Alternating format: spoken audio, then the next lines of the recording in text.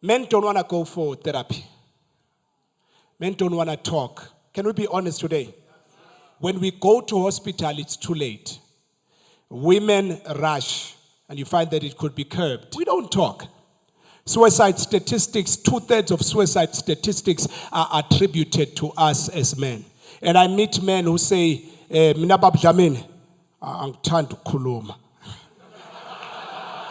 Watch the man when it's rugby or when it's the derby. He can talk. When we are at the office presentation, they're able to present point number 1, 2, 2. We talk when we want to talk. And the mistake many a times as men, when it comes home, when your wife says, can we talk? You stonewall, you shut down, and that kills marriages. The number one killer of marriage right now is not even infidelity, it's communication problems. Women are emotional beings. They want to talk. But the challenge with us as men is physical beings, which means we are task-oriented. Our first response to problems is to withdraw. And there are stereotypes also that say, a man doesn't cry. You are being hit by something, you keep moving. We are we are far. You are dying. And we need to cough out something. Some of us here, we need therapy. We need therapy. Some of us here, some of the psychological issues we have, the marriage issues we have. Some of us still need to cry. Some of us here, we were abandoned by fathers. We don't know the love of a father. And we just need to go for a therapy session where you will cry just for them. Because as black people, we do not normalize therapy and, getting assistance. If you can dare to be vulnerable, you're a strong person. So when my kids say, Daddy, you've hurt us, I'm the first one to take responsibility. A strong man takes responsibility. If you're a strong person, you're able to say these simple 3 words, I'm sorry. When my wife complains about something, I'm very quick to say, I messed up, I'm sorry, and we are done. Can I talk about leadership? I've got a lot of things to talk about. Leadership in the home. And I'm saying to men, go and lead. But what I've identified when conducting therapy sessions, couple sessions, I've learned that many a times men are lacking when it comes to leadership. I had a man some weeks ago, he said to me, the leadership you're even talking about, I'm clueless, what are you talking about? Because no one set me down. Women, someone speaks to them before they go get married.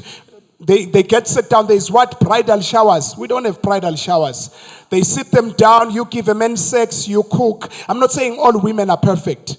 But I'm saying who sits us down as men? Every man that is here, I want you to know if you're a husband, if you're a partner, you've got a leadership role and you've got a bigger role. Unfortunately, the people that are supposed to have a leadership role are not prepared to run homes. No, they are good providers, but are not prepared to run homes. The only thing we are told is go into marriage. You are going to be a king. They are going to wash for you. They are going to cook for you. Go and be a king in your kingdom. But who shows us how to lead? And the challenge we have, why we have so much gender-based violence, is because the women of today are informed, are educated, are not like our mothers. They question certain things. What many a times they are looking for, they are not attacking. What they are looking for is logic. If she asks, 50,000 ushonepi, where did the 50,000 go? She's not fighting you. She's looking for a pragmatic approach for you to say, this is where it went to. But as for Nupuzwa, once she asks, go to 50,000 ushonepi, this woman is disrespectful. This woman does not want to submit. Can I be real with men today? Can I talk about 3 leadership styles? 3 leadership styles for us to understand when we are saying you are a leader, what are you? The 3 major leadership styles. Number 1 is dictatorship. The kind of style that rules with an iron fist. It's a toxic style. And sometimes it borders around narcissism. It's not a leadership style that is good amongst politicians. It is not a leadership style that is good. Style number 2 is laissez-faire leadership, which is a passive leadership. And I'm saying to a man, do not be a passive leader. Do not be weak. Do not allow things to go wrong under your watch. You hear men during therapy say, lo mfazi uyedelela, lo mfazi uyangithethisa. Wenzeni wena? Are we together? What are you doing? The woman is a poor spender. My question to you is, what are you doing? I don't want to make this a theological discourse. When God came in the Garden of Eden, when there was a mess, he didn't ask Eve what happened. He asked the leader what happened. Because as John Maxwell, a leadership expert, says, everything rises and falls on leadership. If homes are going to be in the right place, it depends on the leader. My question to you, what have you done? What have you done? Have you ever taken a grab her by hand and say, we are going for therapy, we are getting help, I might be wrong, you might be wrong, but let's get a neutral person, let's get a professional, let's get this problem fixed up. Complaining doesn't work, but what are you doing as a man? Lead. And many a times we are not leading. This lady was beating the man. You'll beat your husband, not us. Play with your husband because he's too kind. Mina, I wouldn't even beat you. I would push you once, you wouldn't come back. Somebody say leadership. Some of the problems that are there, it is us. What are you doing as a man? And I've spoken to my wife sometimes. I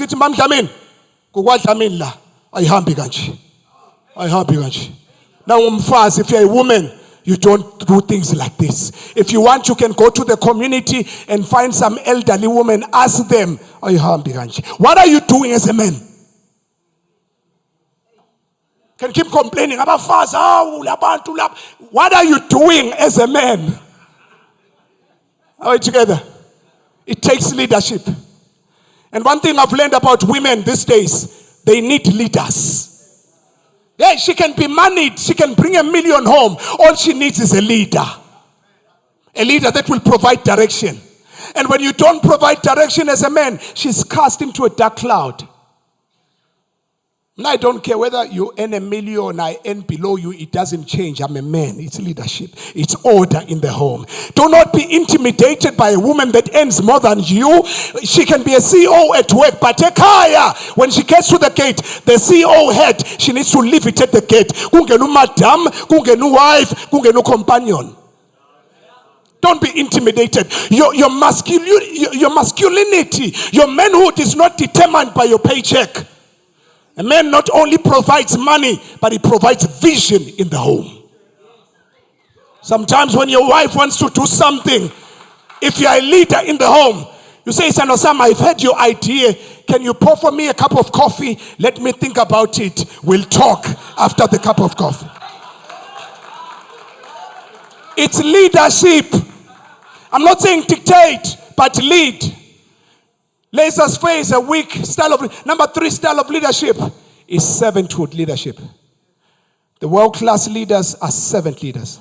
It's in the life of Jesus in the Holy Book. Before he departed, he got a bowl, a basin of water, and a cloth, and washed the feet of the disciples, and said, whosoever will serve will be greater in the kingdom.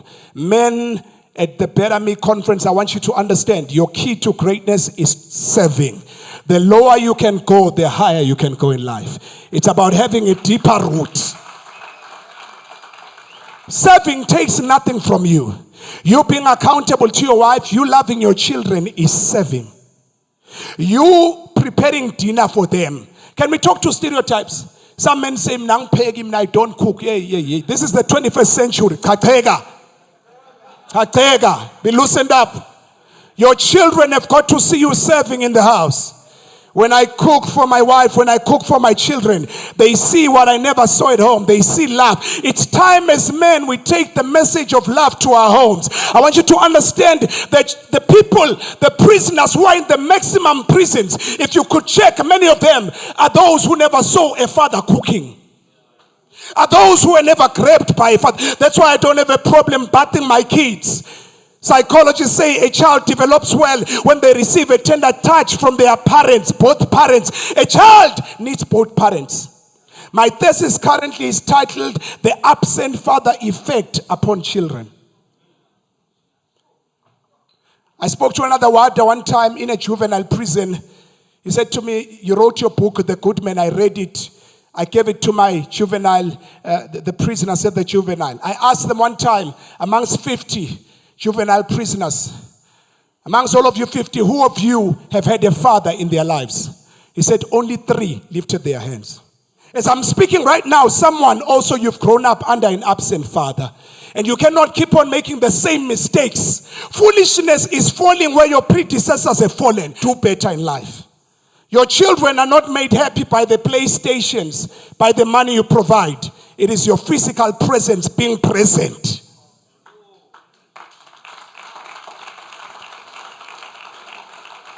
Some of our kids are on cocaine. Some of our kids are on nyaope. Because we are busy, many a times we say we are hustling. There's nothing wrong with hustling, but success in life is holistically. Not just succeeding in your career, but succeed spiritually, succeed mentally, succeed emotionally, succeed in your family. Charity begins at home. If you are a failure at home, we cannot call you a success. In this world of ours of materialism, we call it a success, but you are an absent father. You can be present in the house, but be absent. You are busy on your phone the whole time. You are absent. You are absent. Men need respect. Women need love. Your primary language as men is respect. Oftentimes when a man comes for therapy to me, they complain about one thing predominantly. Respect. Akangihloniphi.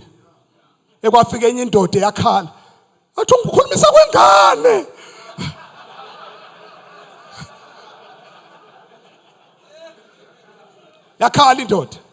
Because our need is respect. You are wired to be respected. A man has to be treated like a king. When it comes to women now, women are looking for affection. Can I tell you a shocking one as I'm closing? Most men do not know how to love a woman. I've heard many a times men say to me, Bab, come in. I'm taking him more.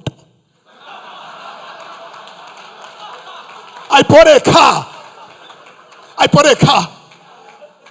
built a mansion for her. I bought groceries for her. The credit card is with her. Oof. Lalela, I give you a message as I close today. She wants you.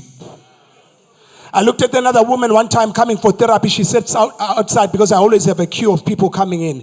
Then I said to this woman, have you come for therapy? She said, oh yes. She walked in slowly. She said like she had lost her mind. Then I said, how is it? She said, Bab Hlamin, money he gives me. I'm not short of money. I'm very lonely. You can give her money, but if you are not present, if you don't provide affection, she can be lonely.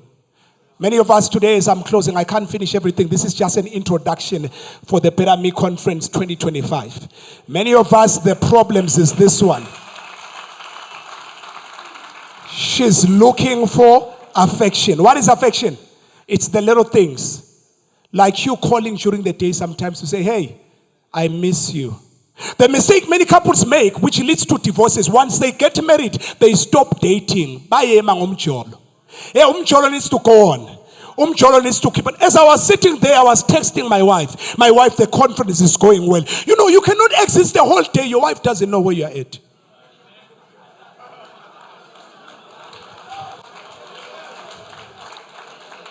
Then in the evening, sexologists now. In the evening, I send a mama. She's like, stranger, ubuy up.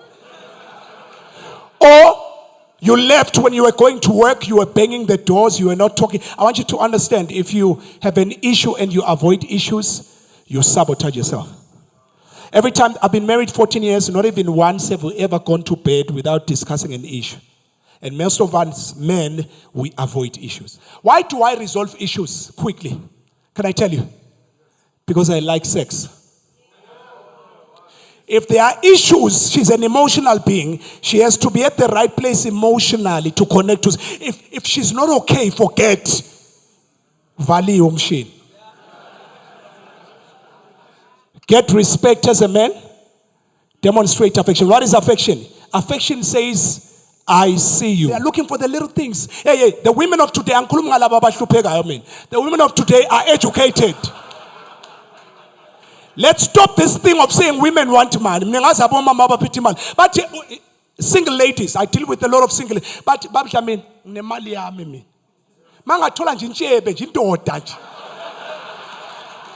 many a times it's in the little things. You saying to a baby, let's get in the car. Let's go for a drive together.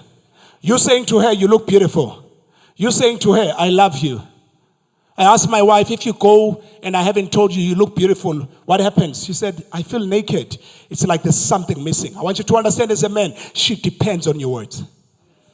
My wife would be pregnant sometimes, unattractive, but I would be there to say to her, you look beautiful, girl. You look beautiful. You look awesome. Why? Because she feeds on your words. I wish I would have said a lot, but for the sake of time, thank you so much.